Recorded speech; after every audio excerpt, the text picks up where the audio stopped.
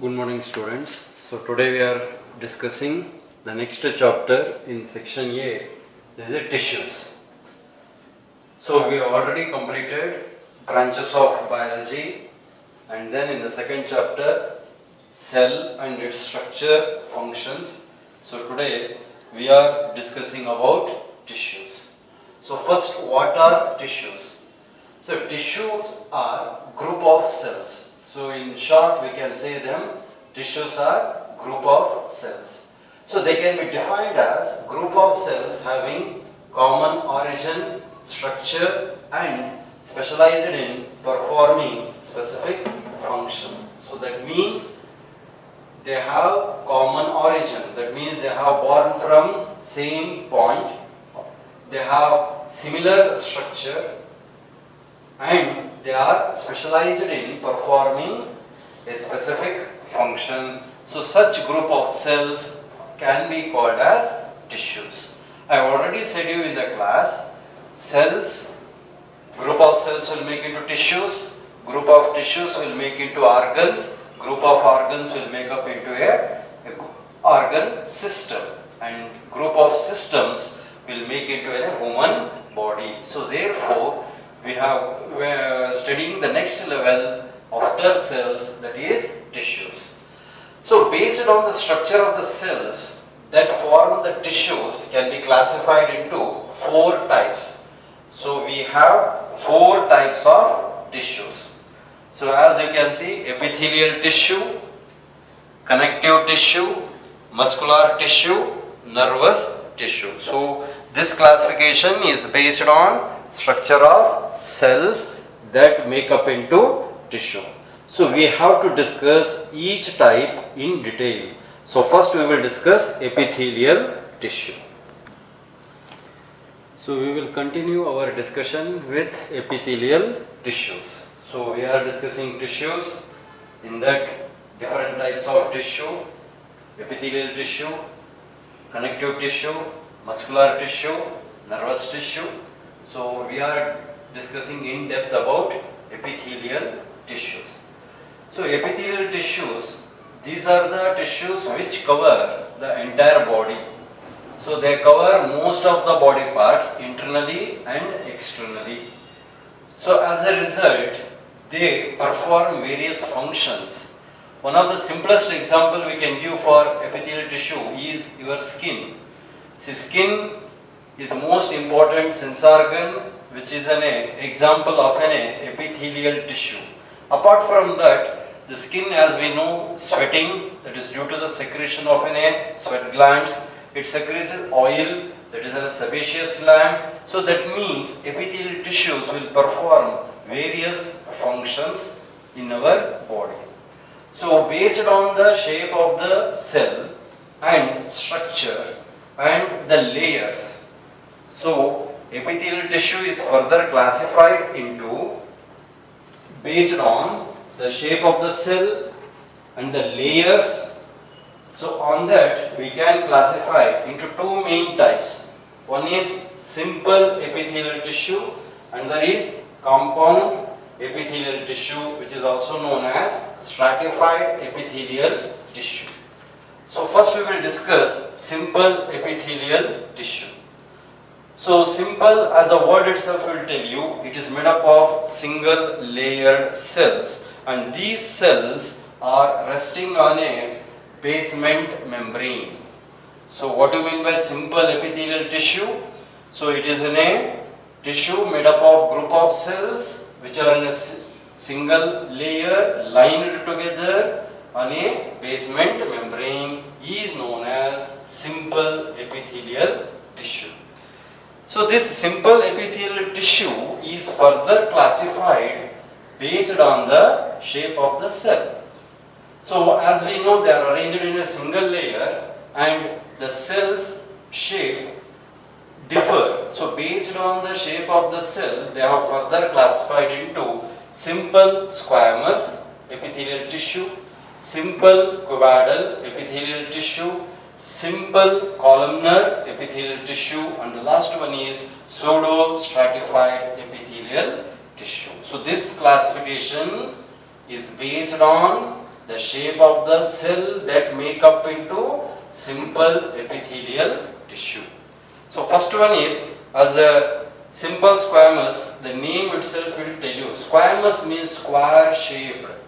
Here the cells are resting on a basement membrane, have a square shaped, flat and hexagonal. So square or hexagonal in shape.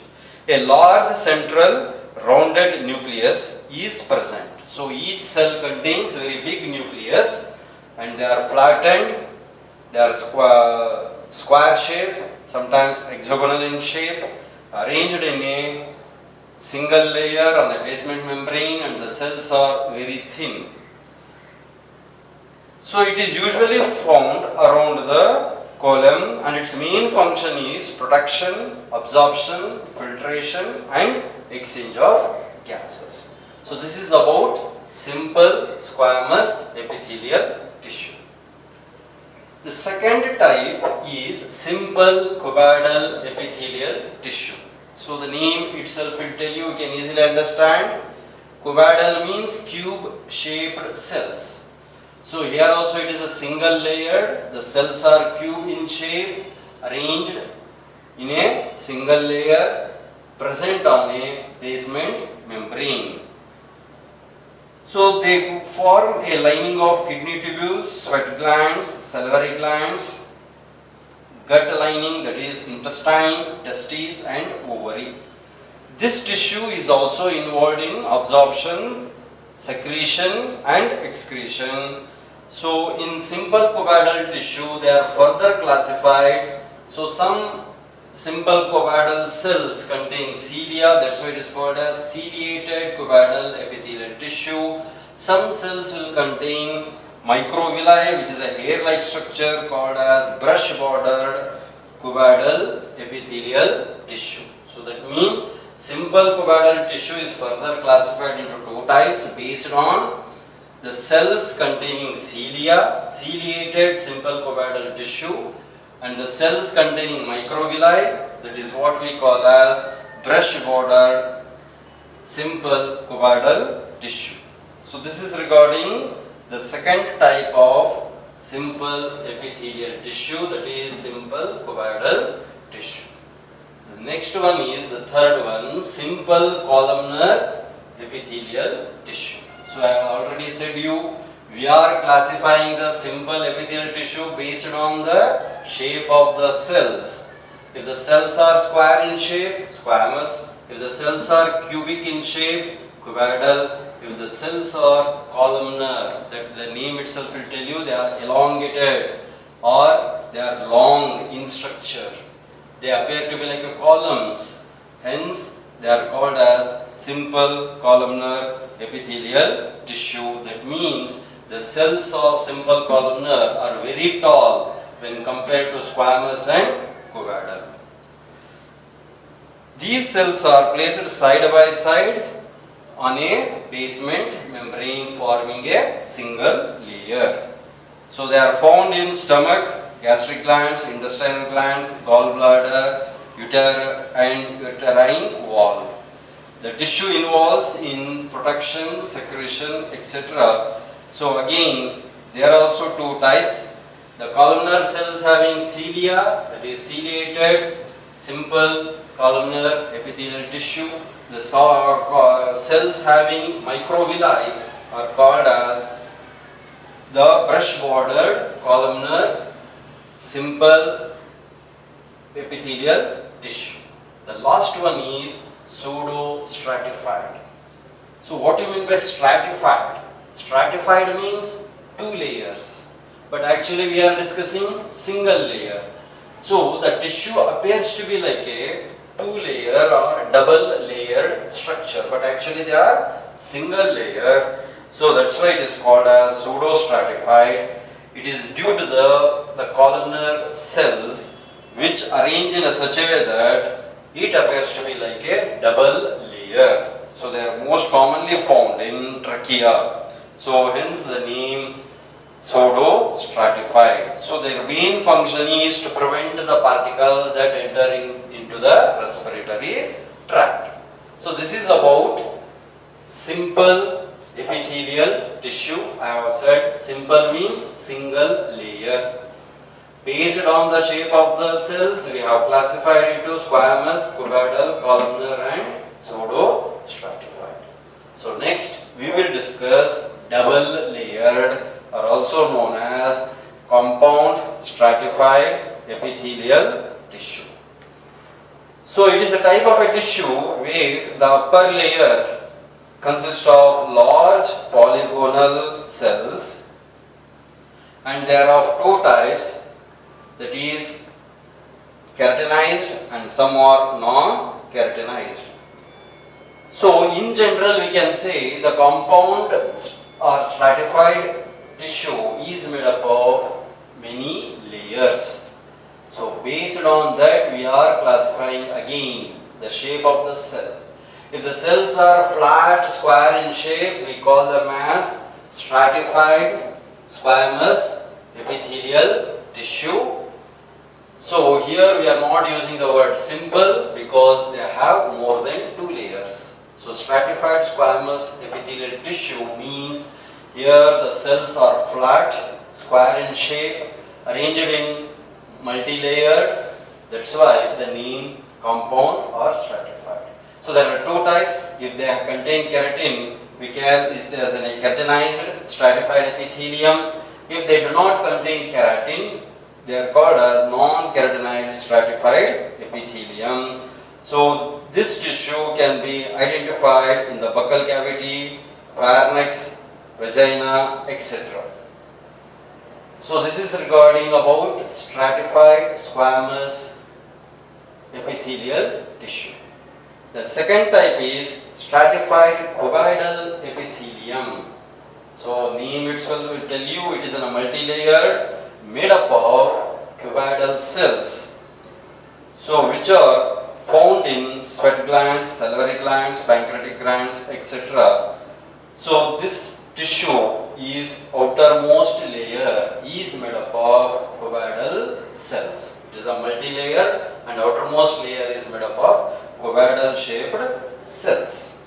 The third one is stratified columnar. The name itself will tell you the multi-layered tissue made up of tall or elongated cells, that is columnar cells, hence the name stratified columnar epithelial tissue. So here the lower layer is made up of germinative cells or cuboidal cells, whereas the upper layer have tall elongated cells. They are found in the mammillary glands, trachea, bronchi, etc. So this is regarding the classification based on the layer and shape of the cells. So single layer means simple, double layer means compound or stratified. So next we will discuss modified epithelium. So what do you mean by modified epithelial tissue? So that we have to discuss, as the name itself will tell you, the epithelial tissue has been modified to perform certain functions. So as I have said, the epithelial tissue is modified to perform special functions. So based on the modification to perform specialized functions, they are classified into ciliated epithelium, sensory epithelium, germinal epithelium and glandular epithelium. So here we are understanding the epithelial tissue which has been modified to perform certain specialized functions. So based on that they are classified ciliated, sensory, germinal and glandular. So first, as the word itself will tell you, ciliated means the cells contain cilia which help in the conduction of the mucus and other substances. So they help in the movement, they help in the removing of the foreign particles that are entering into the respiratory system. As we know, the respiratory system which contains larynx, trachea, bronchi, bronchioles, etc. So second one is sensory epithelium. So it is a modified columnar cells found in the tongue and nasal cavities. As the word itself will tell you, they are very sensitive. So with the help of sensory epithelial tissues, you can identify the taste, you can identify the temperature, that is whether the food what you are eating is cold or hot, etc. The third one is germinal epithelium. These cells are found in the testis and ovary. So they are made up of cuboidal cells. They divide and help in production of gametes. This you already studied in the reproductive system. That is germinal epithelium. As the word itself will tell you, they help in the production of gametes. The last one is glandular epithelium. That means here the epithelial cells will make up into a glands. So that's why it is called glandular epithelium. So based on the secretion and the duct, you can classify them as unicellular glands and multicellular glands. So in case of unicellular glands, they are made up of single cells like globulate cells, mucous cells, etc. Whereas multicellular glands means which are made up of many cells like for example sweat glands, gastric glands, etc. So again we have already discussed endocrine glands and exocrine glands, which are the part of again glandular epithelium. So this completes the epithelial tissue.